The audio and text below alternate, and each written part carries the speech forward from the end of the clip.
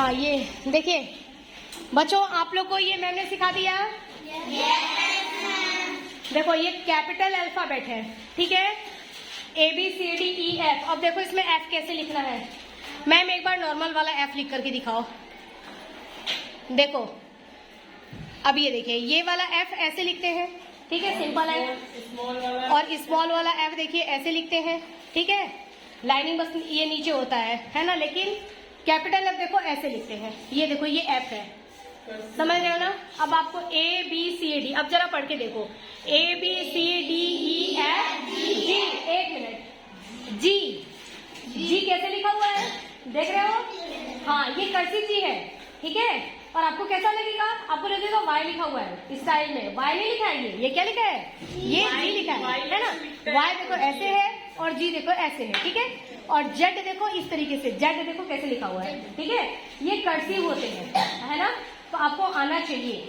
Okay, तो ma'am आपको सिखाएंगी, आपको खुद भी सीखना है और साथ में क्या करना है, अपने पेरेंट्स को भी सिखाना है। अपने छोटे भाई बहन हैं, बड़े भाई बहन हैं, उनको भी सिखाओ, है ना, क्योंकि कर्सिव सबको आता नहीं है, ठीक है, सबको नहीं आता है। हमारे जो इंग्लिश अल्फाबेट होते हैं ना, वो कितने होते हैं, 4 तरीके के वैसे हम लोग सीखते हैं नॉर्मली, ठीक है। सिंपल ABCD होता है कैपिटल, स्मॉल ABCD होता है, ठीक है, सिंपल वाला। और सिंपल वाला, कर्सिव वाला देखो ये कैपिटल होता है और ये स्मॉल होता है। एक बार ना मैं एक बात बताऊं, ये कैपिटल अल्फाबेट जैसे आपने कर्सिव लिखा है ना, इसी के नीचे सिंपल वाला भी लिख दो दोनों साइड में। हाँ, यहाँ देखो, A से लेकर D तक लिख के बता देती हूँ। नहीं, कैपिटल वाला पूरा जो है ना, आप यहाँ पर एक बार लिख देना, ये कैपिटल वाला भी और स्मॉल वाला भी, कि ये सिंपल है, ये सिंपल है, ये कर्सिव है और ये कर्सिव, दोनों में डिफ्रेंशिएट करना है ना। अब देखिए मैम आपकी जो है ना, बच्चों की राइटिंग अच्छी करवाने की एक्सपर्ट है।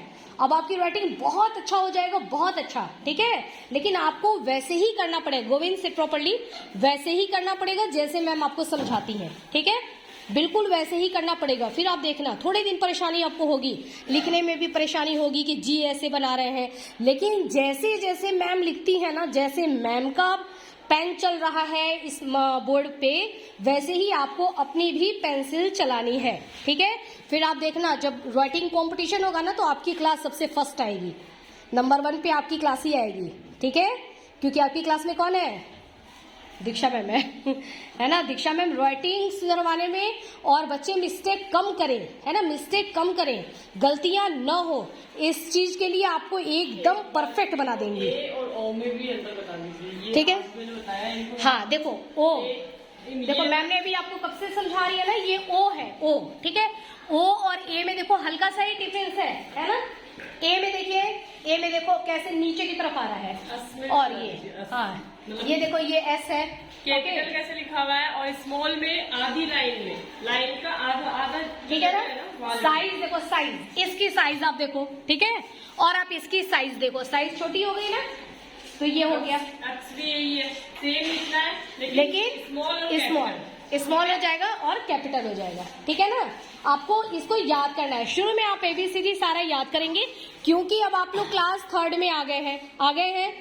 अब आप बच्चे तो है नहीं, है ना, अब आप बूढ़े बन गए हैं, ओल्ड हो गए हो ना, क्योंकि क्लास 3rd में आ गए तो समझदार हो गए। बच्चे हो या ओल्ड हो, बच्चे ही हो, है ना, 3rd में हो तो भी बच्चे ही हो, और बहुत बड़े हो जाओगे तब भी बच्चे ही रहोगे। लेकिन अब आप 3rd में आ गए हैं तो समझदार तो हो गए हैं। अब आप अपने हाथ को वैसे घुमा सकते हैं, ठीक है, कर्सिव लेटर, है ना। तो मैम आपको कर्सिव में लिखना सिखाएंगी। शुरू में थोड़ी प्रॉब्लम होगी, लेकिन बाद में देखना आपकी क्लास नंबर 1 आएगी, ओके। और आपको लिखने में मिस्टेक ना हो, एकदम मैम आपको परफेक्ट बना देंगी, ठीक है। लेकिन वो चीजें आपको करना वैसे ही होगा जैसे आपकी दीक्षा मैम बोलेंगी, समझ रहे हो। सारी चीजें आपको कहना मानना पड़ेगा।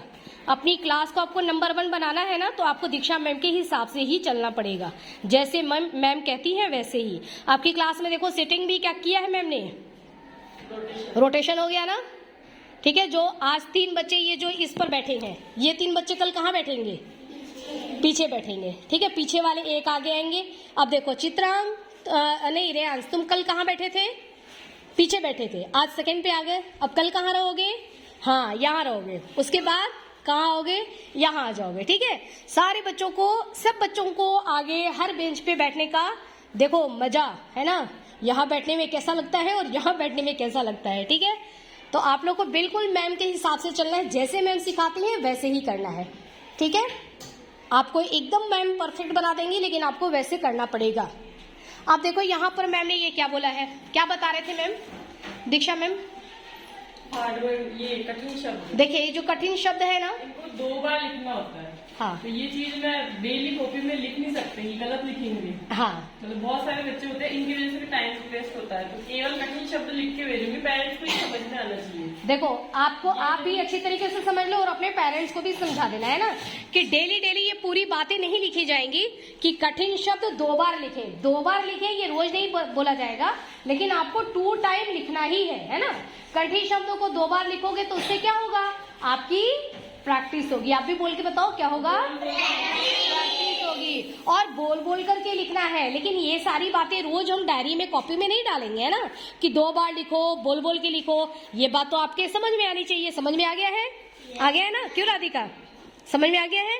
तो समझ में आना चाहिए, है ना, कि बोल बोल कर लिखना है और 2 टाइम लिखना है। ठीक है, यहाँ पर भी देखो इंग्लिश में भी हार्ड वर्ड आएंगे आपके, जो उसको क्या करना है ना, इसको 1 टाइम लिखना है, इसको भी 2 टाइम कर दो मैडम, सही रहेगा, प्रैक्टिस हो जाएगी। कर्सिव इनको आती नहीं। अच्छा, इसलिए ठीक है ना, मैम आपको सिखाएंगी कर्सिव कैसे से कैसे घुमाना है ना। एक में एक मिला के लिखने को कर्सिव नहीं कहते हैं, लेकिन वो भी अच्छा होता है, कोई दिक्कत नहीं है एक में एक मिलाकर लिखना। लेकिन अब आप क्लास 3rd में आ गए हैं, है ना, तो अब हम आपको एक में एक मिलाकर के नहीं, बल्कि कर्सिव लिखना सिखाएंगे। ठीक है, और दीक्षा मैम सिखाएंगी, बहुत अच्छा सिखाएंगे आपको, मिस्टेक भी नहीं होगा। ठीक है ना, गलतियां कम करें, करेक्शन ज्यादा करने की जरूरत नहीं पड़े, ये सब चीजें बेटा ध्यान दो मेरी बात पर, ये सब चीजें आपको आपकी मैम सिखाएंगी। ओके, रीडिंग, राइटिंग, एवरीथिंग, सब चीजों में आप परफेक्ट होगे। आपकी क्लास नंबर 1 पे आएगी, आप देख लेना। ठीक है, जब आप रेडी हो जाओ ना लिखने में, फिर एक कंपटीशन करवाएंगे। आप लोग किसके साथ कंपटीशन देना चाहोगे? क्लास, बड़ी क्लास बताओ, कौन से क्लास के साथ आप कंपटीशन दोगे? 10th के साथ कंपटीशन दोगे? 10th के साथ तो कंपटीशन देख करके तुम पक्का जीत जाओगे। 10th में तो आप पक्का जीत जाएंगे। ठीक है, हाँ, 10th के साथ कंपटीशन दोगे ना? ओके, एक साइड में क्लास 10th के बच्चे रहेंगे, हाँ, और एक साइड में आप लोग रहोगे। ठीक है, राइटिंग कंपटीशन हो जाए, है ना। आज से कितने दिन बाद करवाएं, कब करवाएं कंपटीशन? आज कौन सा डे है मैम? 19, आज 12 है ना, 12 है ना। ठीक है, अभी जो सैटरडे आ रहा है इसके नेक्स्ट सैटरडे, ठीक है, आपका कंपटीशन करवाएंगे। तब तक आप लोग राइटिंग एकदम परफेक्ट कर लो। ओके, आपको भी सीखना है और अपने पेरेंट्स को भी सिखाना है, बड़े भाई बहन को भी सिखाना है।